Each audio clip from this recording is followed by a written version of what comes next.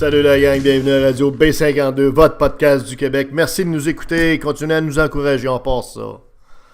Les chauffeurs de taxi du Québec contestent la loi 17, le projet de loi du présent gouvernement qui vise à abolir les quotas de permis de taxi par territoire qui étaient en vigueur depuis déjà plus de 40 ans. Écoutez, c'est une des meilleures décisions qui a jamais été prise par un gouvernement depuis des lunes, depuis plusieurs lunes. Le système de quotas de taxi était rendu indécent et inapplicable et injustifiable en 2019 à l'ère où on a effectivement un libre marché qui est souhaitable pour le domaine d'affaires des taxis puis permettre effectivement aux clients d'avoir la possibilité d'opter pour une offre ou une autre pour prendre leur taxi. C'est tout à fait logique en 2019 de mettre fin à un autre monopole public créé de toutes pièces, évidemment par le Parti libéral du Québec et évidemment qui n'a pas été aboli par le Parti québécois, son clone, depuis 40 ou 50 ans. Parce qu'imaginez-vous que les chauffeurs de taxi avaient un système de quotas qui faisait en sorte qu'on limitait le nombre de chauffeurs de taxi sur un même territoire. Okay? Ça fait en sorte de créer artificiellement, grâce évidemment au monopole de quotas créé par le gouvernement, de créer évidemment artificiellement une augmentation des valeurs des permis d'auto émis par ce même gouvernement-là, qui faisait en sorte que dans les dernières années, un permis qui était vendu d'un chauffeur qui lâchait la business, qui voulait le vendre à un autre, ben il vendait ça dans les grandes villes comme Québec, Montréal, autour de 200-225 000 $. Même. Écoutez, là, pour avoir le droit de chauffer ton chauffeur, tu sais, l'Haïtien qui débarquait à Montréal, qui voulait travailler, puis qui voulait être chauffeur de taxi, ben s'il voulait l'être, il fallait qu'il débourse 225 000 $ pour avoir son permis. Donc, se prendre une hypothèque ou se trouver une marge, ou en tout cas mettre 550 familles ensemble pour avoir une contribution. Tu sais, vous savez, ça a fait en sorte de créer un marché financier, un marché de valeur des permis qui a permis à un paquet de monde de s'enrichir là-dedans, OK? Puis qui permettait évidemment à un certain nombre de personnes de contrôler le marché à leur avantage, sans tenir compte évidemment de la clientèle. Souvent, vous le savez, on attend des taxis, il en manque. Il en manquait, puis là on vous disait « Ah, ils vont arriver dans 10 minutes, dans 15... » Des fois, tu attendais même 15-20 minutes, OK?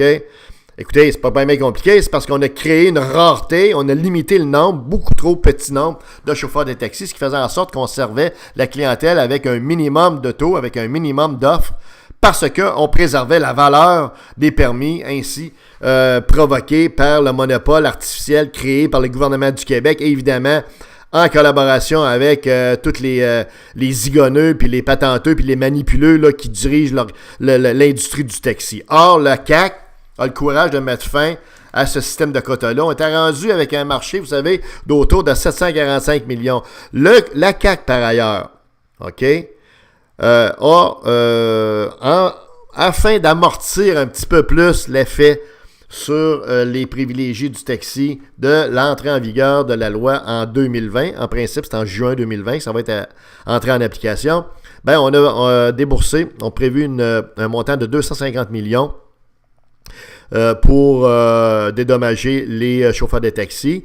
Et ça s'ajoute aux 250 millions qui avaient été versés précédemment par les libéraux. Fait qu'on parle d'un demi-milliard pour essayer de faciliter, dans le fond, la pilule aux chauffeurs de taxi. Fait que ça veut dire qu'un chauffeur de taxi qui a un permis, mettons, d'autour de 125-130 000 $, ben, il va avoir une compensation au prorata de la valeur de son taxi, dans cet exemple-là, d'autour de 80 000 $.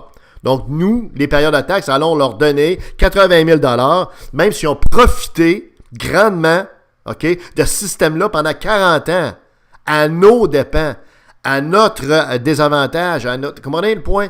C'est que nous, on a été la vache à lait de cette industrie-là, qui était devenue quasiment un quasi-monopole public, OK? Avec les effets néfastes, les impacts néfastes que ça sur le service à la clientèle et sur le coût du service. Et là, on va les dédommager en plus de ça. On leur donne encore plus d'argent, autour de 500 millions, un demi-milliard, pour pouvoir les dédommager et leur permettre d'accepter. Or, les chauffeurs de taxi, non seulement n'acceptent pas ça, mais là, ils sont partis en guerre. Ils sont partis en guerre, là, ça n'a pas de bon sens, là, c'est, comprenez-vous, ils déchirent leur chemise en public, et puis là, ils disent qu'ils n'accepteront pas.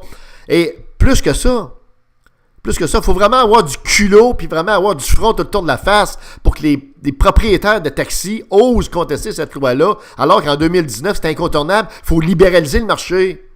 Mais plus que ça, ces gens-là, comprenez-vous, ont été rencontrés cette semaine par le ministre Bonnardel. Or, leur position, c'est de dire on n'en veut pas du projet de loi. C'est non. C'est une fin de non-recevoir.